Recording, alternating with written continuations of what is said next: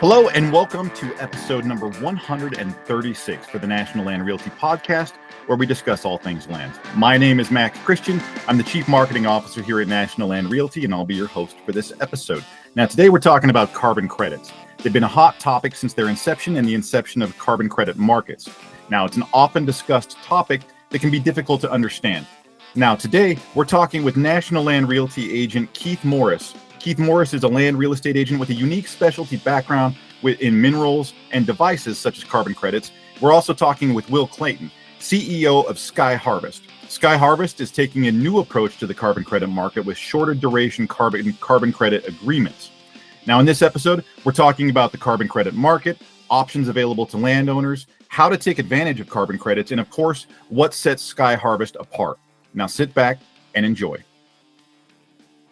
Hello there, everybody, and welcome to another episode of the National Land Podcast. My name is Matt Christian, and I'll be your host today. And I'm rocking. I've got some crazy I've got 2 levels of sunburn. I went on a fishing trip in Nevada, stood on a ladder and threw a line into a lake, and I ended up getting burned on my forehead and on my face. So if you're on YouTube, I've got a little wonky face going on. So today I have Will Clayton and Keith Morris, and today we are talking about carbon credits, particularly Sky Harvest, which is a company started by Will Clayton here. And we'll jump into sort of an overhead of what carbon credits are, how you can use them, and sort of where Sky Harvest fits into that niche. Keith Morris is an agent with National Land Realty and has a strong background in mineral rights and all things. I don't want to give away any information you don't want me to give, Keith. I'm trying to keep this covert, but has a background in oil, mineral rights, and has worked with carbon credits and is very knowledgeable on these things and has a landowner's perspective on this. So, I'm giving a brief intro. Y'all know your backgrounds better than I'm gonna repeat them. So I'd rather you give them. I'm gonna start with you, Keith. Give us a little bit of background, how you got to National Land, how you got to where you are now. Yeah, well, thank you so much, Mac. I started in oil and gas, originally from Mississippi, started in oil and gas, lived in Houston, Texas for a long time, had a great career, retired during COVID. I taught at University of Mississippi for 3.5 years, and then I relocated to Laurel, Mississippi, and I teach at the University of Southern Mississippi, and I'm also a real estate broker with National Land Realty, focusing mostly on timberland, agricultural properties, which I really enjoy. I've bought a lot of properties myself. I'm really kind of into the land use. That was somewhat of my role in oil and gas. So it's a natural area for me to have interest in, and appreciate you inviting me to this podcast today. Yeah, it's good to have you. You were one of the first podcasts that I ever did with this company. So I have yet to go back and listen to how bad I was back then. I've done like 100 and some episodes now. I'm hoping I'm a little better now than I was back then. But you're one of the OGs. You've been around. You started this thing. So Will, let's have you jump in here. How did you get here? Yeah, I grew up in the forest of North Carolina as a Boy Scout. I was camping on the weekends and spending a lot of times in the woods where, it's not hard to fall in love with them. So I grew up with that familiarity. I went on to UNC, University of North Carolina, Chapel Hill, where I studied economics. And that was kind of an important part of this journey. I spent a while with a large consulting firm, traveling kind of all over the world and working with, big fancy companies, highfalutin lifestyle, but eventually came back to the ground and landed at a solar company. And so we were working with rural landowners to develop these solar farms. And I was also seeing how we can monetize the environmental benefits of that. And so that wasn't a far leap to carbon markets. And when I started studying the carbon market, I saw an opportunity where we could improve the market and serve landowners better. And that's what led me to start Sky Harvest. Gotcha. And you were officially the first guest on this podcast to use the phrase highfalutin lifestyle. Well, that's what it was. I am impressed. So you work with a company that does carbon credits. Keith has familiarity with carbon credits.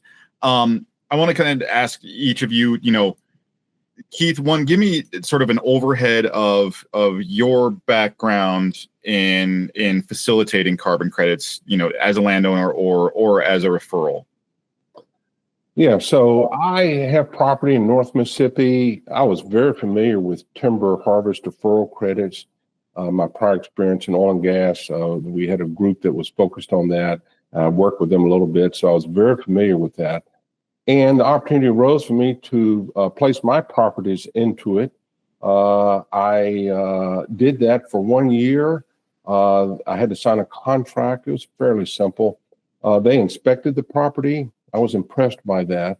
I think they inspected it twice, if my memory is correct. And I agreed to not harvest any timber for a year, and I got paid. I felt very good about it because I do believe it provides a strong environmental impact, provides a solution for industries looking to get to a net zero. I'm sure we'll get into that. And as a landowner, it provided me income, which was very valuable to the economics of the project, owning property, because it allows you to defer expenses.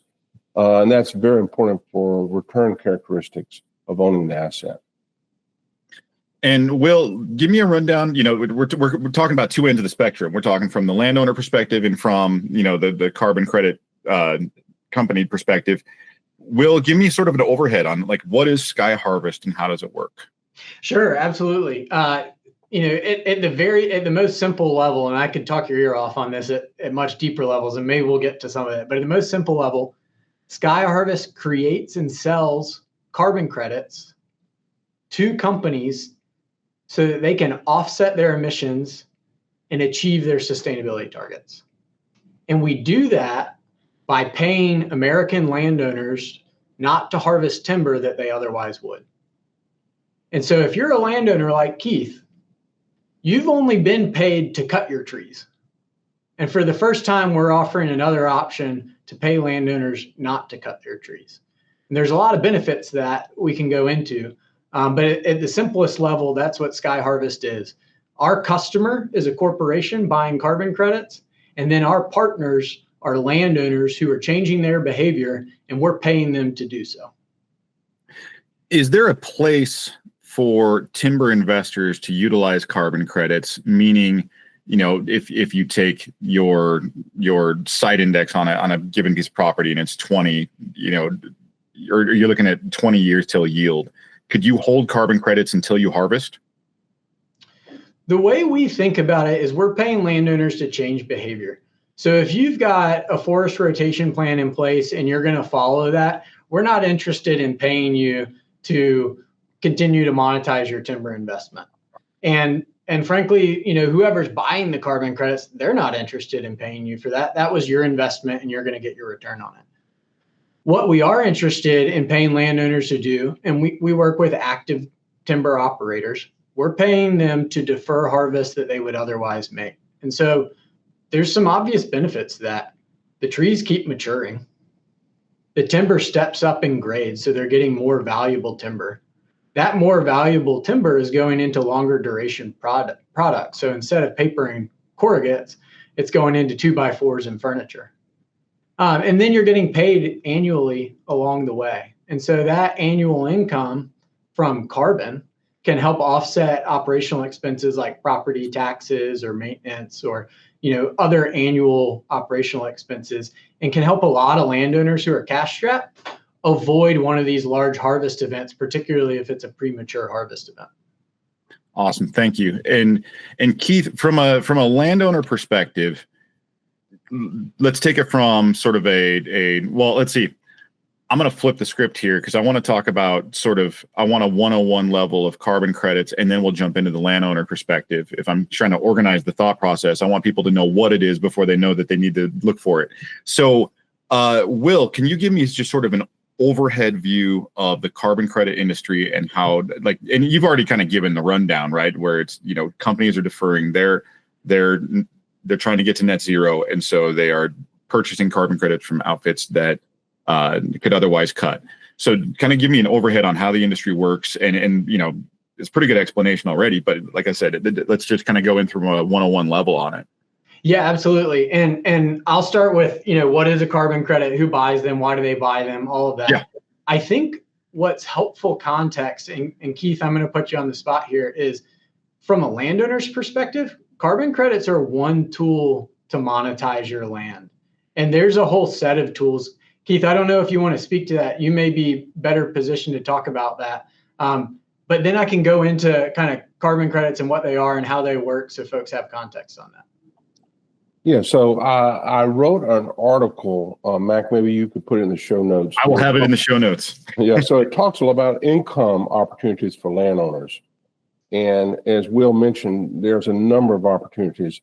We think in terms of timber alone, and Will has correctly pointed out, you can move up an asset class, makes it much more valuable. And this is a means you can achieve that. You can also have hunting leases, agricultural leases, specialized trees, fruit-bearing trees. A lot of that I go through in the article. Plus, there's USDA programs to convert agriculture or pasture programs to timberland. That creates carbon credits as well. There are a number of opportunities, and I really encourage landowners to look at that article and explore for themselves areas where they can get income streams off of the property. That achieves several objectives. First, personal for the landowner. Of course, it can turn something where you're funding expenses every year into an income generating asset. But I don't think a lot of people look at it in a broader sense. If you own the property and it is income generating, as Will has suggested, you may be deferring the harvest, letting the trees grow on the stump, as they say in forestry.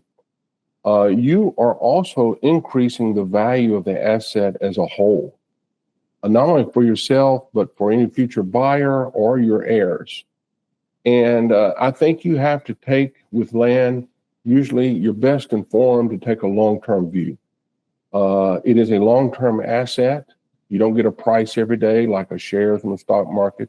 It's designed for long-term holding, and it has a lot of tax benefits.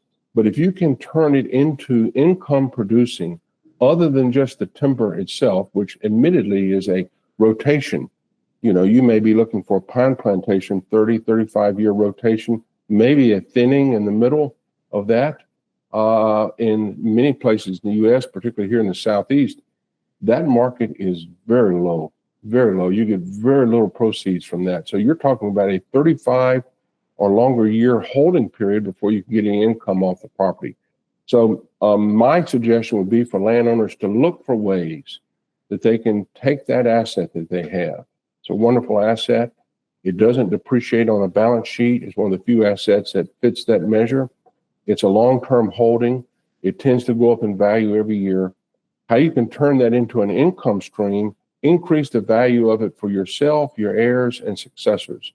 That's very valuable. And I think carbon credits is an area that landowners should explore, not only just for the income stream for themselves, but if they have an abundance mentality, they can look at it from the concept of the environment itself and what benefits it can provide. It's one of many areas that I think is of great interest. Institutional landowners take advantage of this to a large degree. Individual landowners should do the same. That's great. That's great context. So I'm gonna kind of go into what I call carbon credits 101, starting with what is a carbon credit. And this is my own definition, but carbon credits are bragging rights to an environmental benefit. Now, the legal definition is that carbon credits are the right to claim the environmental benefit equal and opposite to emitting 1 metric ton of carbon dioxide in the atmosphere. So at the end of the day, these are bragging rights. And you could not cut trees as a landowner and you could brag about that. I'm not sure who's going to listen to you. Or you could sell that right to a Microsoft or American Airlines or a large corporation that does want to make that claim, and you could monetize that right. You are not allowed to claim the benefit anymore, though. You've then sold it, and that's what a carbon credit represents. And so a lot of the work in the carbon industry is how you quantify that, ensuring that it is 1 metric ton, that each credit equals 1 metric ton. And so that's the work I'm doing day in, day out at Sky Harvest. So there's also this question like, well, who buys these? and why do they buy them? The most obvious and most prevalent answer is large corporations. You have large and typically public corporations. They're buying carbon credits. That's not to say individuals don't buy them. They do. If you've bought a flight recently, you probably saw an option to offset your flight and that flight's emissions, and they're doing that by purchasing carbon credits, whether you knew it or not. So individuals do buy carbon credits. Some folks are more proactive and may have gotten into this world and offset their own emissions, but typically it's corporations. And so the reasons they do that, there's kind of like 6 main reasons I've thought of. One is brand alignment with customers. You hear about that one a lot. And so they're a business is trying to align its brand with customers who are interested in that. Another one is employee attraction and retention. Access to capital, particularly in debt markets. A lot of banks have put restrictions on sustainability lending. Another reason is shareholders or investors just simply have an interest in this, either for the future of the business or due to some other reason. And so they're just following kind of shareholders' orders. Anticipation of future regulation is another one. Whether the regulation's there or not today, corporations are thinking, hey, this is coming. I want to get ahead of it and be proactive on this.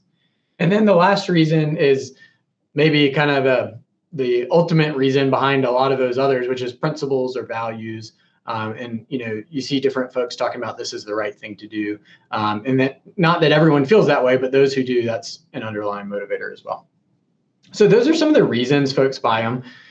I think another interesting question is like, okay, so it's bragging rights, you're offsetting emissions, and it's not to say that, bragging rights are like empty. There's something real happening behind there. You're storing carbon dioxide molecules out of the atmosphere and in the biosphere. And so there's a very real physical, change in behavior that's happening. But how are these created?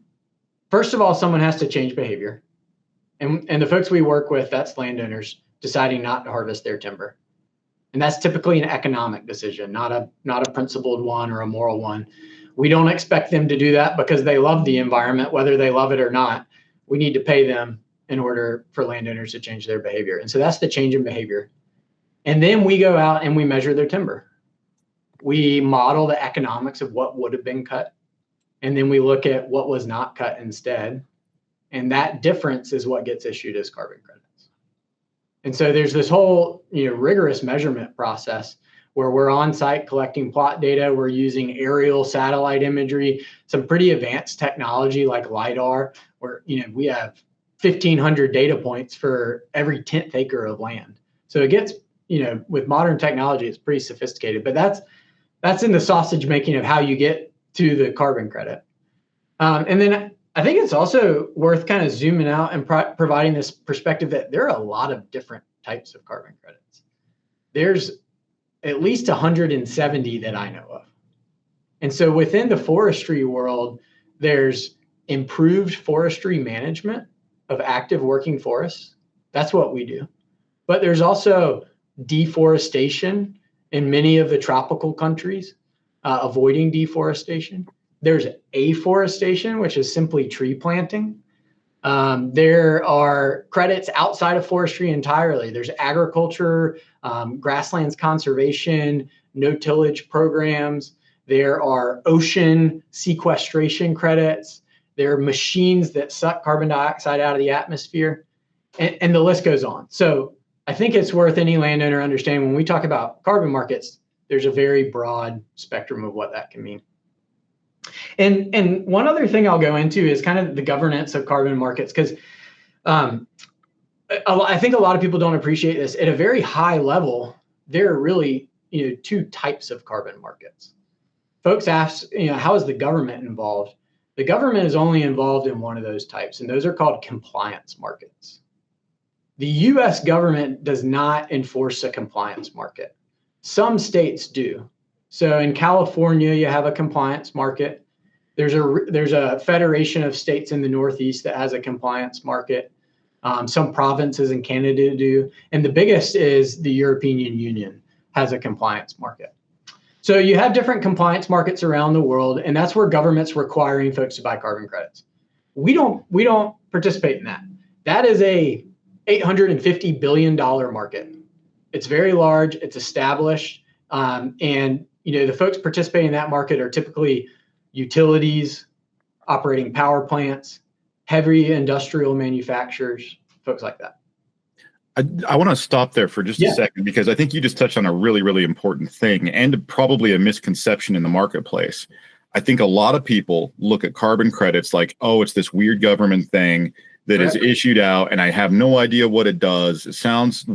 It's different, and I've never heard of it, and I don't know how it works. And a lot of people confuse it with, and not confuse it, because like you said, there are some places that have it, but a lot of people think of it as this government thing that's issued as like, here's the carbon credits, who wants to buy them kind of thing.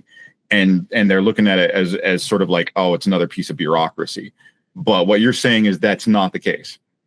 Yeah, and that in the compliance market, these corporations are required to buy that based on their emissions. There's rules there, they're playing in that rule book, but that is environmental compliance. And that is not where we operate. Right. We operate in something different called the voluntary carbon market. It's smaller, it's about a $2 billion market, but it's growing very quickly.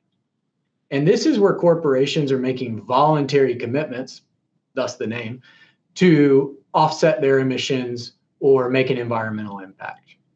And so in that voluntary carbon market, government is not involved. There are no tax credits. When we use the term carbon credits, that is not a tax credit connotation. There are no tax benefits, and there is no government regulation of it. And so you need regulators. And so what has happened is several organizations have emerged, kind of international nonprofits have said, hey, we're going to regulate this market. There's actually like 17 of them that have emerged. So it's still a little bit of the Wild West, and this industry is still maturing. And I think that's worth landowners understanding. But there's 17 of these organizations, approved by a meta organization to regulate carbon credits. And then there's 170 different types of carbon credits. And each of those has a bunch of projects and credits within them. All of those are getting verified. And they are of varying quality, which is a common and relevant topic in the carbon credit industry today. So that's a little bit of my zoom out big picture. What's a carbon credit? You have these compliance markets that is typically not what folks are talking about, but they exist and it's worth knowing. And then you have the voluntary carbon market, where corporations have set climate targets and they're using carbon credits as one tool in a toolkit of means for meeting those sustainability targets. And just out of curiosity, and kind of going back into what you just said as well, for those listening, the compliance marketplace is sort of like, that's the state or regional governance saying, okay, you jack up the place on a certain level, you're going to pay to offset that in trees that absorb carbon dioxide, right? Like you emit carbon dioxide as a company, we're going to make you reimburse the public for what you emit by having the trees that will absorb that. And that's the state saying that. And then the voluntary marketplace, our company is saying, all right, we know that we emit CO2. We know that carbon dioxide, and we want to reimburse the general public with trees that will absorb it. Is kind of the rough rundown. What I'm curious about is, in the compliance marketplace, does that put the state, or, and I'm not mentioning federal because, like you said, it can be state to state. Is that them acting as the intermediary like you? Does it put them essentially acting like your company? I was just curious about their behavior in the marketplace. Yeah, it's a good question. The state is essentially acting as a forcing function or a regulator to force corporations into compliance with emissions standards. They may be using trees to offset, or they may just be trading amongst themselves. They say, hey, I'm allowed to emit this much, and I'm not going to. I'll sell it to you if you need to emit more. That's often what's happening in a cap and trade environment. But you're right. The state's playing that forcing function. In the equivalent of that in the voluntary carbon market are these 17 entities called standard bodies. and they often have registries where they track the credits. And so those are kind of the self-appointed regulators. What Sky Harvest does is we go develop the project. So we, rather than a landowner having to wade into the mire, we do that for them. We make it simple, and we generate carbon credits. So we produce them into the market. We have to follow the rules of those regulators, but we are actually the ones, generating the carbon credits and bringing those to market. That's interesting, because I sort of had Sky Harvest pictured as like a broker, but you're actually kind of a producer on a lot of levels, project manager, as opposed to just a broker that distributes product or aligns product, or sort of, I almost had a picture like an affiliate almost, but no, it's like you're a service provider in that you run the project and create the carbon credits and do all the hustle to get the landowner set up. The landowner just works with you and obligates themselves to certain standards, right?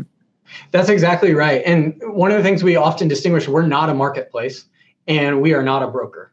So we take principle over the environmental benefit. And our contract with landowners says, if you don't harvest timber and we go out and we measure that and verify that you did what you said you would do, we owe you money. That has nothing to do with the other side of the market.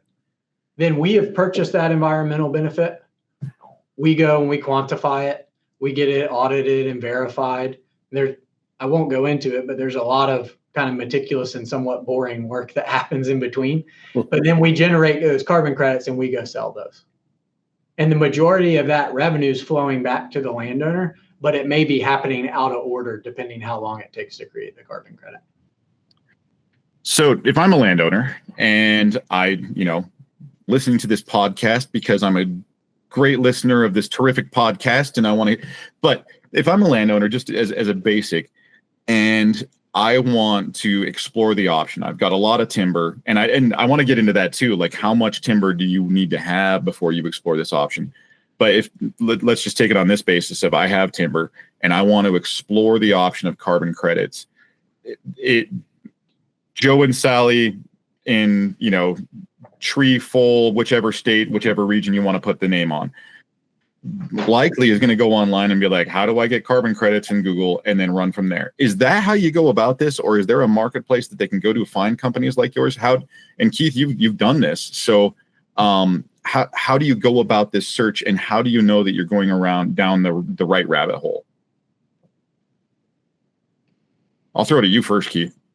Yeah. So, I found Will actually through a Google, Sky Harvest. Just that. You did exactly what I was talking about. Yeah, exactly right. I sent a Sky Harvest. And then I sent an inquiry.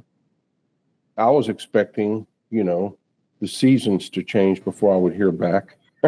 I got a reply back within a couple of hours. And, I have engaged with Will since then. There are not many companies, and Will correct me if I'm wrong, there's not many companies that deal with shorter term carbon contracts. There are a number of outlets for longer term contracts. We probably should talk about the differences between those two. The space for short term contracts is much narrower, and I don't think there's many participants in that space.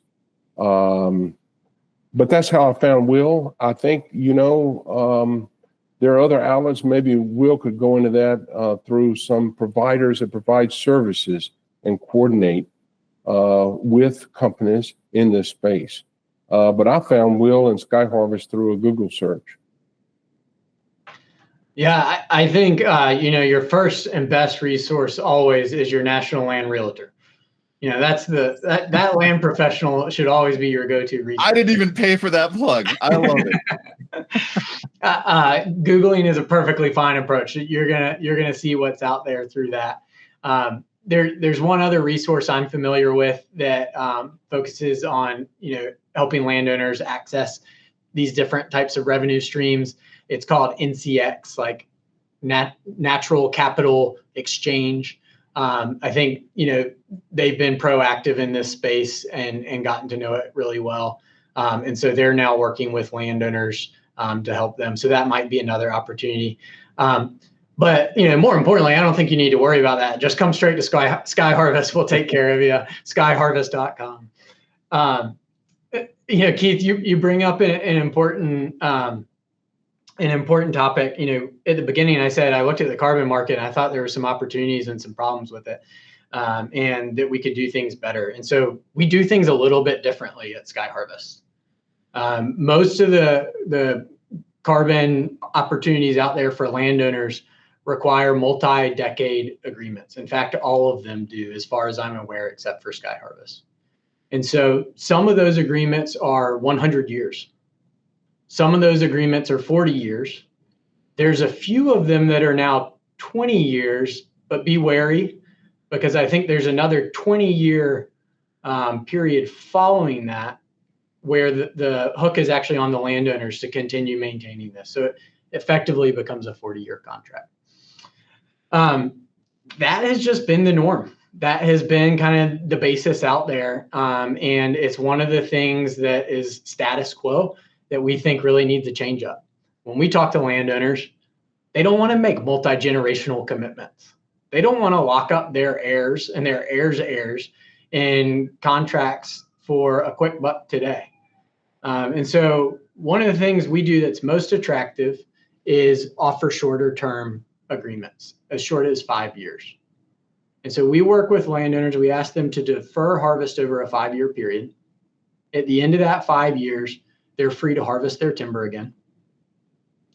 And yet it's our job to make sure they don't. 5 years later, we want to offer them another price to lock it up for another 5 years. And then 5 years after that, we want to offer another price to lock it up for another 5 years. And this is to landowners' benefit. As the prices of carbon credits rise over the coming decades, they're benefiting from that and kind of riding that curve upwards, as opposed to locking in at a price today. So we think that's really to the landowner's advantage. We have no upfront cost for the landowner. There's a pretty expensive timber inventory that happens, and we do that on our own dime.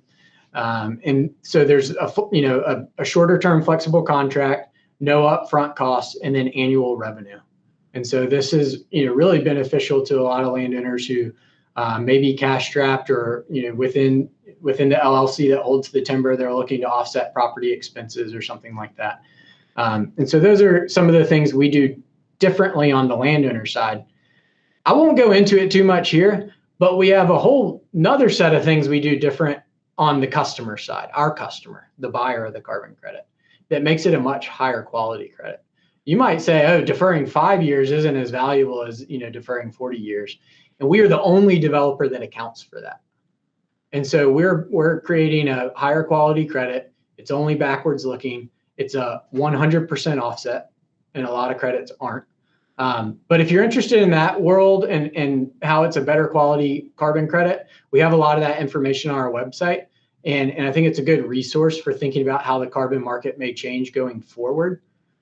But in terms of a landowner impact, that just means you're getting a higher quality product with a longer, continuity of, as this market changes, Sky Harvest credits are at the forefront of that, and I'm going to have greater assurance of that revenue stream being there in 5 years or in 10 years. It seems like, in how I sort of interpret it, is it's sort of a middle ground between sort of like a conservation easement and just like running your land with no offset. Because I mean, you do a conservation easement or something like that, and you're a lot of times you're locked in for life. That doesn't mean always. It's not always that way. But a lot of times it's locked in for life. That can reduce land value on some levels if it's looking for resale. A lot of people use them so they can hand it off to their kids, and they know that land's going to be preserved, and their kids are going to sell it off, kind of thing. Or if it is, it's going to maintain its integrity. And there's a lot of people, like you just said, that don't want to be locked in, that don't want their kids to be locked into something that potentially could reduce the value that they get out of it if they don't want to maintain that land. And it's something that ends at a certain date. And yeah, where you fit is shorter durations. Is that it? You mentioned that you're probably the only one out there that does that. And then so a majority of them out there are holding you for like 20, 40, 100 years in some cases. That's kind of the norm? Yeah, Keith can probably speak to it, but as far as I'm aware, that is the market. We're the only ones offering something shorter. And these entities self-regulating, there hasn't been a lot of flexibility in thinking about, okay, well, you can have a shorter term contract, but you need to compensate for that with more timber. with more tons of carbon sequestered. And that is our whole, secret sauce right there. We're bundling multiple tons into a credit to make sure it's high quality, but then giving landowners flexibility. So we still want to work with landowners over 100 years. We just don't think they should have to make that commitment up front. We want to pay them as they go and give them the flexibility to see where the market's going. At the same time, we need to generate highest quality credits for buyers. Their emissions are going into the atmosphere forever. So 100 years doesn't equal forever. 40 years doesn't equal forever. 20 years doesn't equal forever. None of those projects are compensating for the inequality there. We say, hey, we're gonna compensate for it and make sure our carbon credits have multiple tons to compensate for that, which gives us the flexibility to go even shorter. And I expect other folks will follow into that space. But I think we just have a little bit of that early mover advantage at this point. It pays to be first to market. That's right. So I wanted to ask, if you have the land, if you have timber, how much do you need to have to consider this? Like if I've got an acre and 3 trees, I'm probably not going to qualify, right? Yeah, you're probably not a timber operator at that point. We do require all of our landowners are active timber operators. Okay. We also have no minimum threshold. We want to create access to carbon markets. And so we have one landowner with as few as 70 acres. And we love that. There may come a point where it's just not as economical or we have to prioritize larger landowners. But we're working with all landowners, kind of all sizes. Many of our landowners are designated by the USDA as small acreage landowners.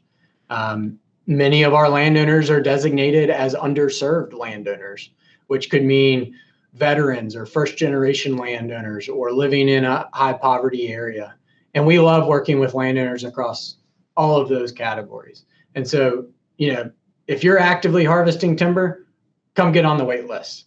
Chances are it's going to be worthwhile for you.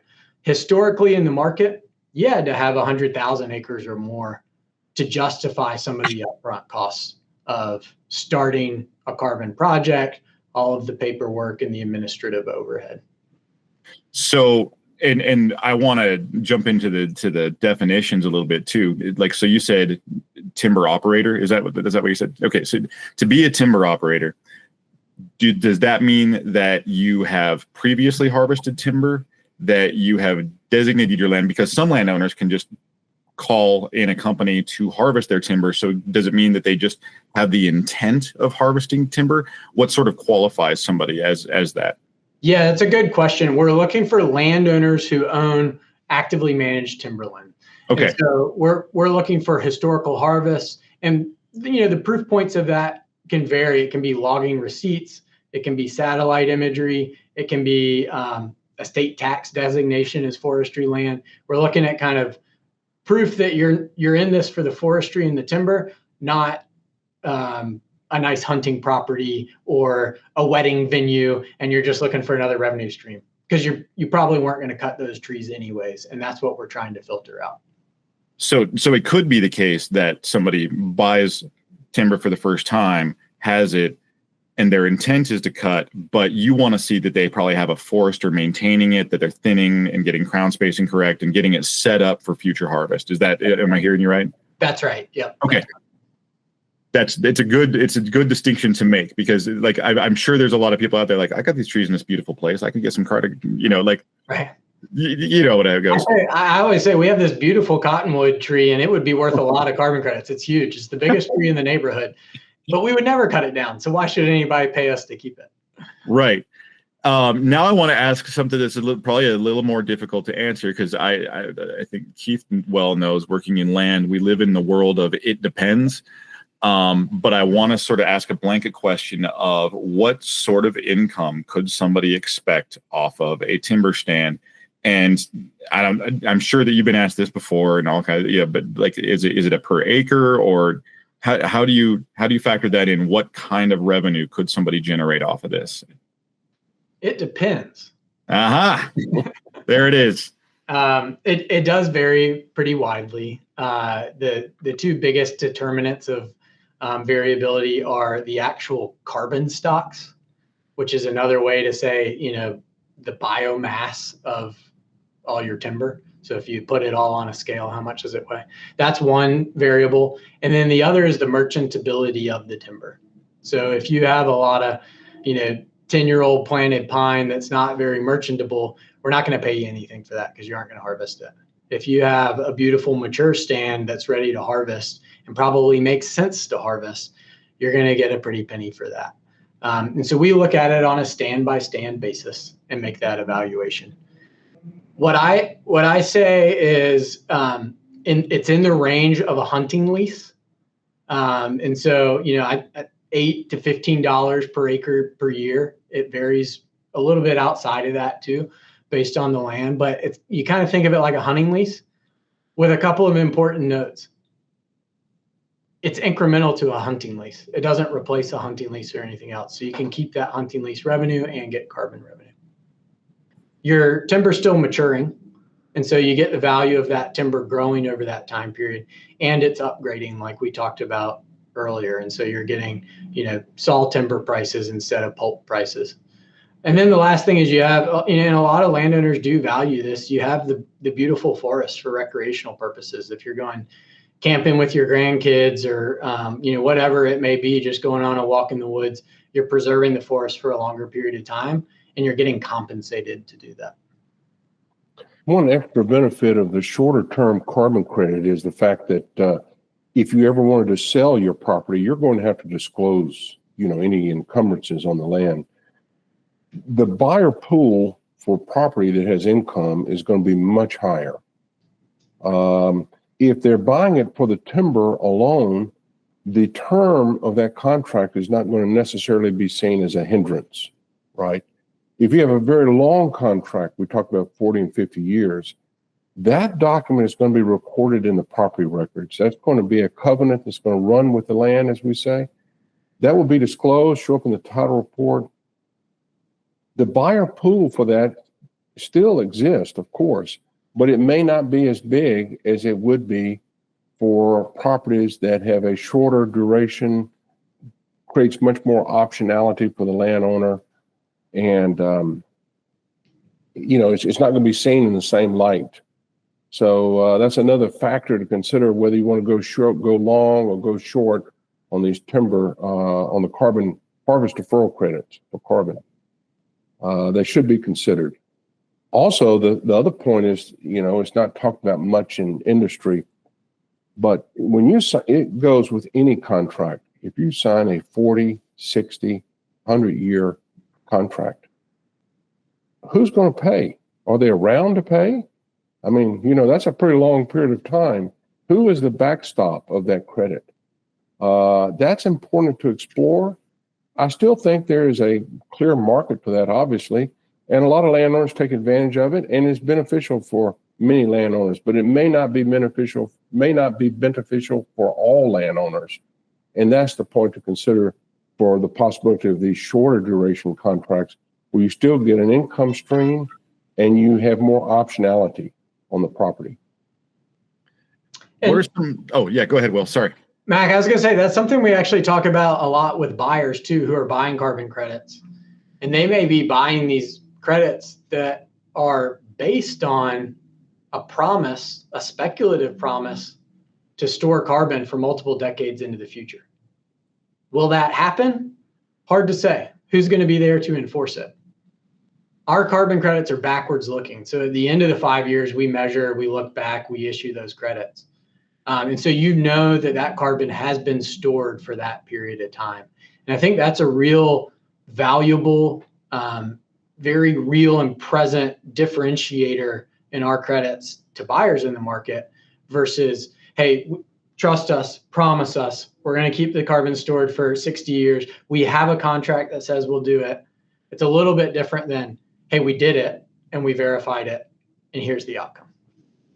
That is an important distinction. Yeah. You don't think about it like that either when you're thinking about how the process works. What are some of the misconceptions of the carbon market? And I'll pitch that at both of you. Keith, you got anything on that?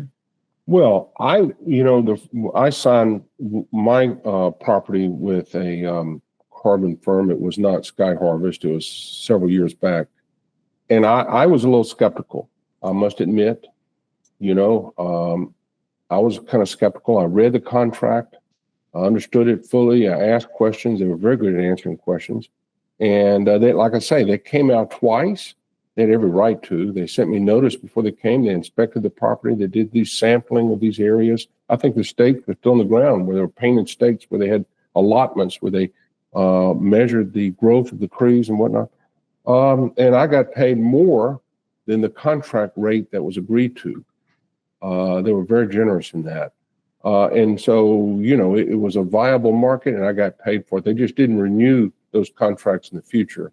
So it worked for me and worked for many others. There were a lot of companies more in that space. They tended to now have gone, as I said earlier, long-term contracts, which may fit the bill for some, may not fit the bill for all.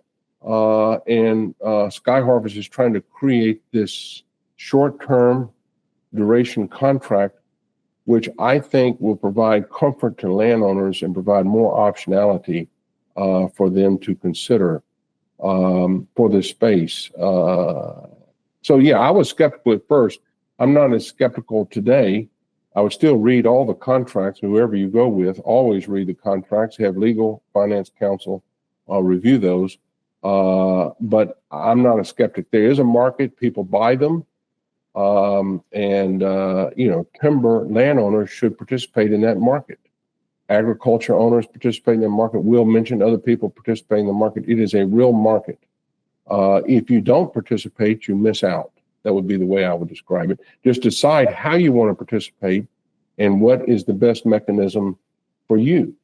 And that requires some research and exploring what options are available. Sky Harvest is one of the options. I want to dovetail this too with another question: are there scam outfits out there that yield them, that sort of produce these misconceptions? Yeah, it's funny you asked that. When you asked, are there misconceptions, that was one of the conceptions I was thinking of. I don't know that it's always a misconception. A lot of folks, their first instinct is carbon credits. If they know anything about it, they might see it as this kind of like scheme. Yeah. And I think that's worth acknowledging. That's, in some ways an elephant in the room. And that certainly happens. We just saw the CEO of a large carbon credit company arrested for $145 million fraud just a few weeks ago. And so that does exist. It's most common in the international realm of projects. There have been projects that have kind of been outed for protecting trees, and then upon further investigation, those trees were in a national forest in a foreign country. So they were protected. And so on one side of the spectrum, there are bad actors taking advantage of a system. And you're often gonna have that in any industry. But in a newer, immature industry, you're gonna see a prevalence of that until folks start getting arrested for that kind of thing. That's not particularly common. What is more common is in the middle, folks doing real work, creating real environmental impact, but the impact may not be quite what's perceived by the buyer. The buyer's putting a ton of carbon in the atmosphere forever, and they're offsetting that with somebody putting a ton into a forest for 40 years in the future. It's not quite equal, but is the impact real? Yes, it's real. They're doing that. What we're trying to do is kind of move the market forward and upward. We're trying to say, let's make sure that's backwards looking so we can verify it happened. And let's make sure it's 100% impact and offset. Two other misconceptions. One is that you have to have tens of thousands of acres or a couple $100,000 lying around to start a carbon project. And you're going to be willing to put some time in to figure all of that out. Those are misconceptions. Our contract with landowners is quite simple. And our landowners have been, big advocates of that. I think we have a good offering or good product market fit with landowners. The other is that you have to lock your land up for generations. And that's another misconception we're trying to break. You don't have to lock your land up for generations. You can do it in a timeline that's reasonable and consistent with the way you would sign other agreements outside of carbon. 5 years is an investable period, a predictable period, a forecastable period, whereas 40 years may not be. So those are a few misconceptions we see, as well as some of the conceptions in the broader market. As a marketplace as a whole, I want to throw in a question about legislative risk, because with every new administration comes new policies on environmental policy. Is there risk in? I think there's inherent risk in the compliance marketplace, right? Because that is set by governmental bodies. But is there risk in the voluntary market? Yeah, there's always some risk. Government has, dabbled in the space a little bit. The CFTC, started to, put some regulation in place for derivatives of the carbon market. That's since been rolled back. The USDA has proactively been, developing an advisory committee in the space. So there's some of that. West Virginia has put forward a bill that would just require transparency in the carbon market, which I think would be a good thing. But in general, government is not involved in this voluntary carbon market. And so it's a little bit insulated from that, unless a government comes in and says, hey, we're converting this to a compliance market, or, we're going to replace this with a carbon tax, something like that. Historically, those things have not been politically very palatable. And so, I don't see it. My prognosis is that's not going to change in the near term or even the medium term, but it's certainly always a possibility. Another reason why shorter term contracts probably make the most sense. Oh, yeah. I want to be conscientious of time. I've already run you over by like 3 minutes here. So I know that if we got hard stops, let me know. But are there any questions that I have not asked that I should have? I think you've covered a lot of ground for me. Keith, how about you? I think you have. One point for the landowner would be, how is income taxed? And it would be taxed, in your ordinary income rate.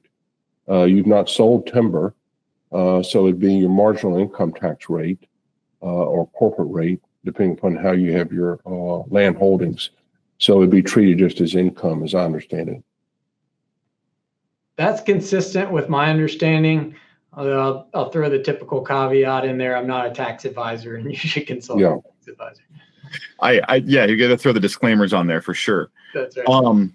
Will, I want to give you an opportunity here at the end to say anything that is left unsaid about Sky Harvest and the company and sort of how to get a hold of you. And for anybody listening, I will have a link in the podcast notes to be able to go to the landing page for landowners, and there's an enrollment form to get information on his website. But Keith, just kind of last thoughts on Sky Harvest and sort of, why people should reach out to you. Well, I think it's a great firm from what I can understand. I've known Will now for probably about a year or longer. Like I said, I found him on the internet. You first as landowner have to decide, is this something you wish to participate in? Is this something that you think could benefit you? Then you have to decide, are you looking more toward longer term orientation? That might fit some people. Certainly wouldn't fit everyone. Do you want to look for short term? If you want to look at short term, presently there's very few firms in that space. Sky Harvest is one. And, I feel like they offer landowners the opportunity to monetize these carbon credits, which, as I've said, can be very valuable to your overall project economics for your land, particularly if you're deferring taxes, not having to pay taxes on your property. This income can be used to pay property taxes. Forestry improvements, road improvements, all this increases the value of the property that you own, that you can fund with these income streams. And I find that to be very valuable. Also, if you're looking to sell your land, the shorter term orientation, as we discussed, could be beneficial because many owners would see that as a benefit, wouldn't necessarily impact the harvest of the property for a person buying it for timber, where a longer term contract may have those impacts. So I think it's something certainly landowners will want to explore. And as Will had said, you certainly would want to get legal and financial advice, but it's something to consider for your property. Yeah, and my final thoughts would be just that, a lot of landowners, including landowners listening, are doing a great service by stewarding their natural capital. And that hasn't always been recognized in the past. And so there's an opportunity through carbon markets to steward capital in a different way and get compensated for that. And it's a way that I think you'll enjoy as well, and your children and grandchildren will enjoy. I would say in a maturing market, find partners you can trust. That's a really important piece of this. We would love to work with you. Skyharvest.com. There's a sign up form there, and we'll reach out to you. And we have a growing wait list of landowners. So let us know, and we'll add you to that. And then as we launch, our next project, we'll reach out to you with an offer on what your land might be worth. Thanks for the time today, Mac. This has been fun, and could always talk about carbon markets until the end comes. Yeah, absolutely. And for anybody out there listening, Keith, tell everybody where you're licensed. I'm licensed in Mississippi, the great state of Mississippi. My email is kmorris@nationalland.com. So if you're interested in buying and selling land, talk to Mr. Keith Morris here in Mississippi. And especially if you have any kind of timber or anything like that, natural resources are something that this guy knows better than most. Will Clayton, thank you very much for talking about Sky Harvest today and carbon credits. If you are interested in carbon credits, skyharvest.com is definitely a destination that you should check out, and talk to Will and his team over there. And yeah, thank you for listening. This is a longer episode than usual, but I feel like this is like super valuable information. This is great stuff. So thank you very much for both of your time. I very much appreciate it. Thank you. This concludes episode number 136 for the National Land Realty podcast, discussing carbon credits with National Land Realty agent Keith Morris and Sky Harvest CEO Will Clayton. You can learn more about land ownership and the buying and selling of land at nationalland.com.